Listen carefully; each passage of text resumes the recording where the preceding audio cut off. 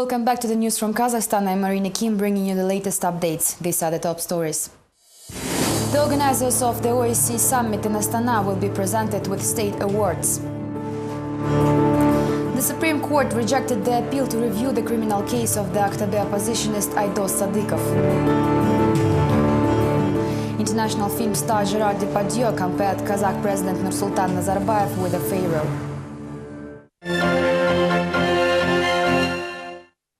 Sources within the president's administration revealed on Monday that the organizers of the OSCE summit in Astana will be presented by awards personally by President Nursultan Nazarbayev. This despite numerous critical opinions on the event expressed by local and international experts. At a meeting of the State Awards Committee, the Foreign Minister Kanat Saudabayev said the history has yet to appreciate the true significance of the Astana summit. The official added that the unprecedented success of all 56 member states will be forever linked with the name of Nursultan Nazarbayev, quote, the first president and the founding father of the independent Kazakhstan, as well as the capital of Astana. Most likely the head of state will make the final decision on the awards by Independence Day. The Kazakh State Secretary Kanat Saudabayev made an ambitious statement that the recent OSCE summit in Astana was the finest hour for Kazakhstan, akin to Olympic success. The president's administration followed suit, coming up with a list of individuals recommended for state awards. The head of state will personally present them to the organizers of the event. The first in over a decade summit, initiated by our head of state, shows the global community highly values the strong role Kazakhstan plays in the world today, and also recognizes President Nursultan Nazarbayev as an outstanding world leader.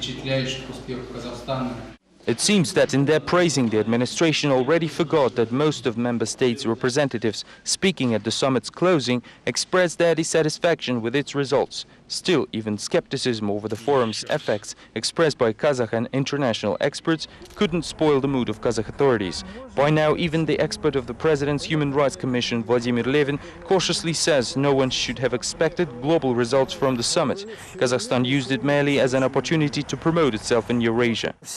The very fact that the event took place and all participants expressed their desire for this body to continue existing, even though it doesn't really work at the moment, improved Kazakhstan's prestige and image. Despite the image, the level of the summit's representation was not too high. The declaration didn't include all of the Astana's proposals. Kazakhstan, though, decided not to stop there and proposed to hold a final meeting under its chairmanship, this time in Vienna. However, nothing said in this regard was revolutionary or unexpected. The planned meeting will cover the issues of religious education, symbolism, expression, and OSCE commitments on freedom of religion. Most likely, following statements about the failure of the main political event of the year, the official Astana is trying to save face in front of the international community. The awarding of medals is just an attempt not to belittle the significance of the summit among those who prepared it. That is, if similar doubts could have ever emerged.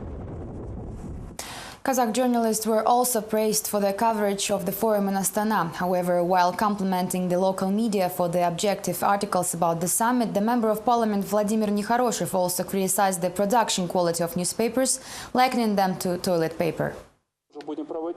Member of Parliament Vladimir Nekharoshev is concerned with the low quality of publications. In his opinion, this is why the domestic press is not always used as intended. In this regard, the parliamentarian proposes to amend the law on mass media, which will regulate the criteria for selection of newsprint and ink. Why do we have such poor quality newsprint? There's nothing like that in other countries. Just looking at the paper gives you ideas to use it in some other ways. The paint used is terrible. People have to wash their hands with special agents up to elbows to get it off. On Monday, the newspaper Moya Respublika, My Republic, celebrated a dubious anniversary, 444 days since the outlet submitted an official request to change from a monthly to weekly publication. Ever since, officials simply mocked the staff, defiantly unwilling to perform their duties. During this time, the newspaper appealed for a re-registration already 5 times, but the situation often ends in absurd. For instance, when ministry employees say they just lost all necessary documents. The outlet filed a lawsuit and won the case, with the official responsible for re-registration receiving a reprimand. This, however, didn't change the situation. In the appeal, the Astana prosecutor told the newspaper it should restore the registration certificate lost by the ministry. This prompted journalists to draft an open letter to the Minister of Communication and Information, Askar Zhumagulov. The official never responded, which makes reporters believe it was a clear sign his department is not planning to re-register the oppositional publication. On Monday, Kazakhstan's opposition commemorated Batyhan Darimbet, a politician and public activist who was also the editor-in-chief of the newspaper Azat and a reporter for Azatik Radio. Darimbet died 5 years ago in a car accident, the circumstances of which are still not fully clear to this day. On Sunday, December 5th, the activist would have turned 59. The memorial at Kinsai Cemetery was attended by the journalist's friends, colleagues and family members. سبحان ربي كربي العزة عما يصفون وسلام على المؤمنين والمسلمين. According to Muslim traditions, no speeches were given at the grave. Family members laid flowers and the mullah read a prayer. Later, the funeral repast was held at the office of the unregistered party Alga, where journalist friends read his articles and recalled episodes from his life. In the 90s, Darimbet was a founding member of the National Democratic Movement Azat, edited its official newspaper, headed the Mustafa Shokai Fund, and co-created the movement Democratic Choice of Kazakhstan, which later became the party Alga. We must always remember him and strive not to fail his expectations. Rest in peace. The Supreme Court's panel of judges rejected the appeal of Aidos Sadikov. This means the head of the Aktabe branch of the party Azat will have to serve his 2-year prison term to the end. Sadikov's supporters no longer trust in Kazakh justice and will seek it in international human rights organization. Oppositionist from Aktobe Aidos Sadikov will continue serving his prison term. The decision was made on Monday by the Supervisory Board of the Supreme Court, whose judges refused to examine the appeal of the prominent public activist. After examining case materials and listening to arguments of lawyer Lazareva, the judges declined the initiation of proceedings over the revision of the sentence. Tatiana Lazareva says it is symbolic that the ruling was made after the end of the OSCE summit in Astana, where Kazakh authorities have once again declared their commitment to all fundamental values of democracy and human rights. Unfortunately, these matters returned back to the field of human rights activists right after all foreign guests left the country. The Supreme Court refused to supplement case materials with the video recording which proves the innocence of Aidos Sadikov, says his defense. Objectively, the right of defense was grossly violated. Our evidence, which is now in public domain and available to everyone through the internet, was never investigated by anyone. Aidos Sadikov, who was convicted for the alleged assault and resistance to the police, has already served a quarter of his prison term. Sadikov says he is innocent and the sentence is a provocation of the Kazakh authorities. When I see these doctors who fear everything and write any medical conclusions they are ordered by the police, I understand that everything in this country is rotten. And we long need democratic reforms to change the political and judicial systems. Aidos Sadikov's defense has gone through the entire judicial ladder. The Monday's refusal of the Supreme Court leaves Sadikov with no opportunity for an appeal. This, however, is no longer needed as the opposition's lawyers now intend to seek justice in the UN Committee on Human Rights. Interfax reports that the activist of the movement Avant-Garde of Red Youth, Andrei Tsukanov, was given 7 days of administrative arrest for an attempt to organize a rally next to Lenin's monument.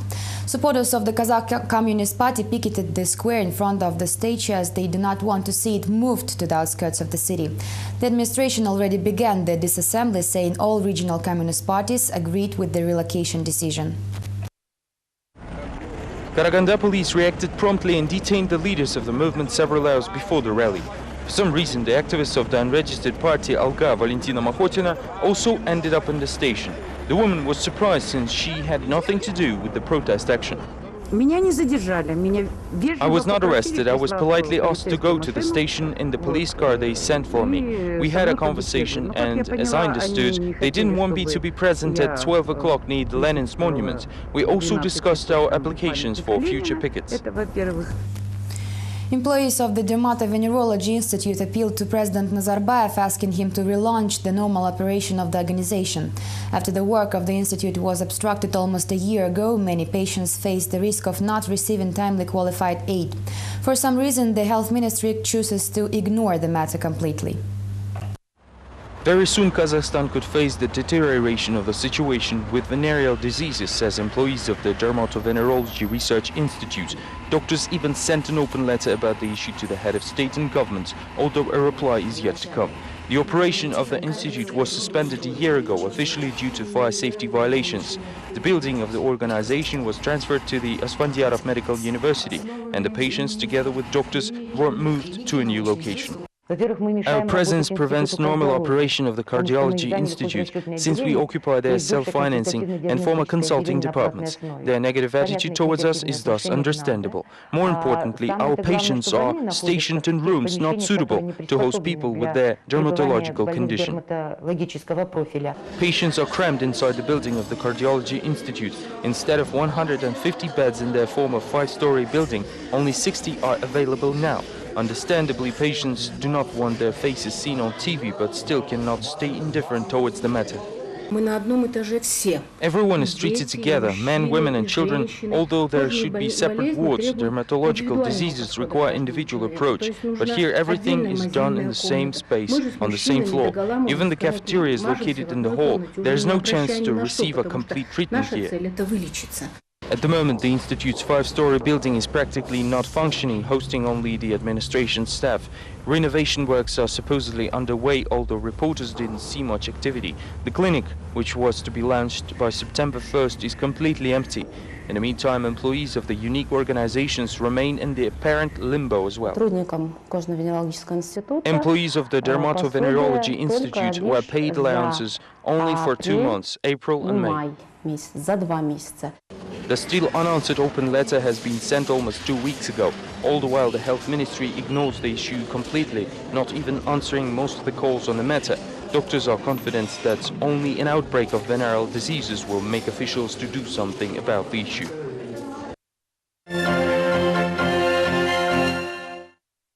Gérard Depardieu compares Kazakhstan's leader with a pharaoh. The French actor gave Nazarbayev the compliment during the Monday's premiere of Unexpected Love in Astana. We talked a lot about the culture in general and nomads' culture in particular. I told him he was like a pharaoh who managed to build a city in the desert. He was a little surprised and said he was no pharaoh. Unexpected Love is the first French-Kazakh production co-developed by Tanaris and Kazakhfilm. The film is about a trio of elderly men who decided to marry one of them. Depardieu starts alongside Kazakh actors Nurjamkhan Ikhtyungbayev and Natalia Arenbasarova. Interestingly, Depardieu personally invited Nazarbayev to the premiere, and the head of state simply couldn't say no to the famous guest. This is all we have time for now. Join us tomorrow for more. Thank you for watching. Goodbye.